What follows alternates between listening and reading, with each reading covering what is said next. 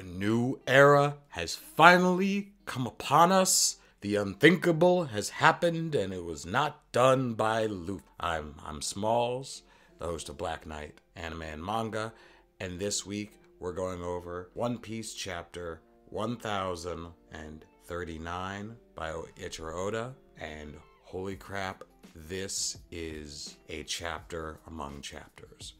And if you're new to the channel, please stay tuned, see if you like what I have to say, and if so, feel free to subscribe afterwards. But for now, let's get into the review. So this is ultimately a ginormous fight chapter, nothing but the best of fights. And honestly, for the most part, there are very few detractors from it. We do get to see what Momo's doing during the chapter, and that's not too much of, update. It's really the same as the last 2 or 3 times we've seen him. And we also do get a color spread, just briefly, not going further with the cover story with the Vinsmokes at the moment. But nonetheless, we get the little update on what Momo's doing, and for the most part, this chapter is all completely on the fight aside from that. And we get to see more of Law's awakening and a little bit more of Kid's, but honestly, I feel like both characters got equal shine, which is funny because it's kind of called out to the tropes and the relationship they have between them. Kid doesn't like taking orders, Law doesn't like being support.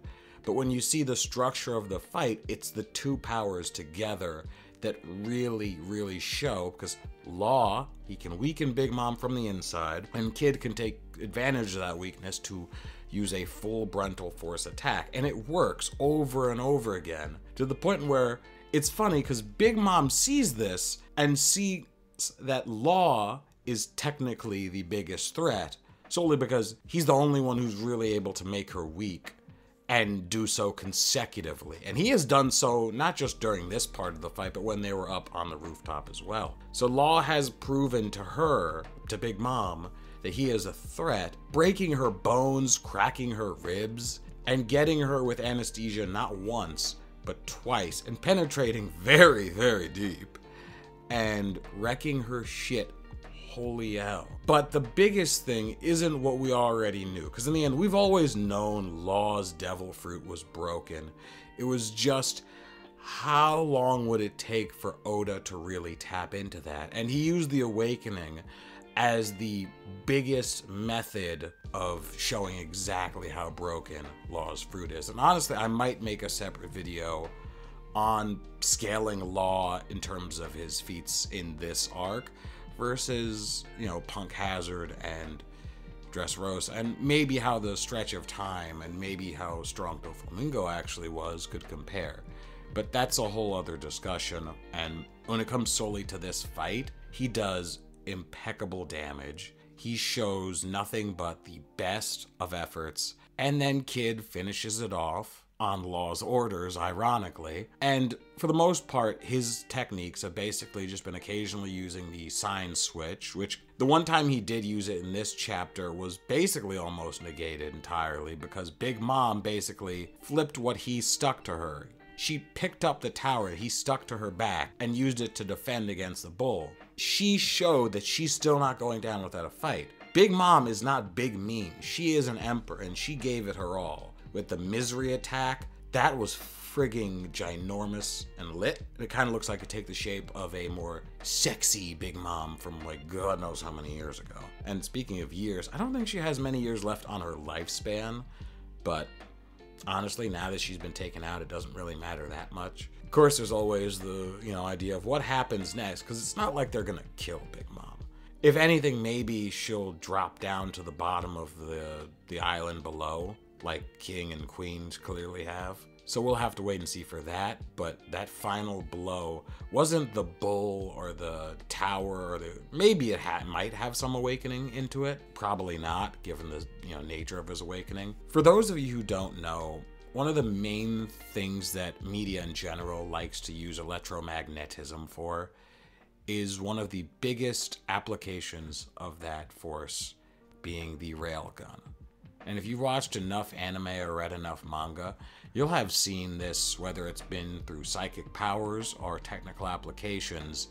And it's not even used as more of a last ditch, it's more of a finishing move to overwhelm with zero repercussions. The only times it's ever really stopped is if someone's like so OP, they're like Saitama for One Punch Man, basically.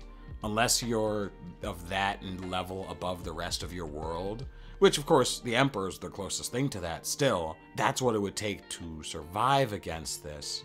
But they've already taken Big Mom down so many pegs, and without Law's Devil Fruit, honestly, she might have been able to tank this. But because of Law's Devil Fruit weakening her to the extent she did, that Law and Kid were able to corner her with the epic Railgun, which is just punk damned, and holy shit, it was perfect. And like I say, if you've seen enough anime and manga, you've seen a Railgun by now. For example, a certain Index, a character that has her own spin-off within that light novel and anime and manga franchise, literally uses railguns as her base technique, and is so overpowered that literally only the main character of the main story is capable of defending against it, because he can literally negate abilities. Like, that's how OP you have to be to take out a railgun. Nonetheless, that's basically it for the chapter. Big Mom has been defeated, basically. And yes, people go, oh, she could still be standing next chapter. We said that about King. We said that about Queen.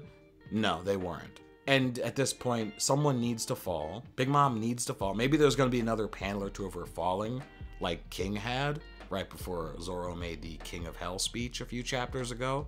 But nonetheless, she's down for the count, and Oda cannot waste any more time on this entire, fight. Because at the end of the day, the main attraction is still Kaido versus Luffy, and that needs to finish. Not that that's the only fight left. CP0 is still going around, and Fukurokuju's still fighting Raizo, but those fights, those are coming to an end very soon. Maybe the CP0 might still be around when Kaido's defeated, but they're not going to be in fighting shape by that point, at the bare minimum. So yeah, Luffy versus Kaido is all that's left, and Oda needs to focus on that so he can actually, finish Wano in the year that he says he is, after how many times has he thought he's going to finish Wano already? So no, Oda can't really take more time to flesh out the fights. Plus, Law and Kid are both still, they're done for it. Like, at this point, they've exceeded their limits. It would be weird if they weren't unconscious. So that's all I have to say. If you guys enjoyed my take on the chapter and my explanation of some of the other things, including the railgun, I know some people might not have noticed that, but please support the channel, like the video if you did actually enjoy this, and please feel free to subscribe. It means the world to me. Now, once again, I've been Smalls of Black Knight Anime and Manga, and I apologize for being on a hiatus the last few months, but a full-time job has been a little bit tough, and I've had to rearrange some stuff in the apartment, but I should be fine going forward, and I hope to see you guys next week. Tune in. Until then, stay safe.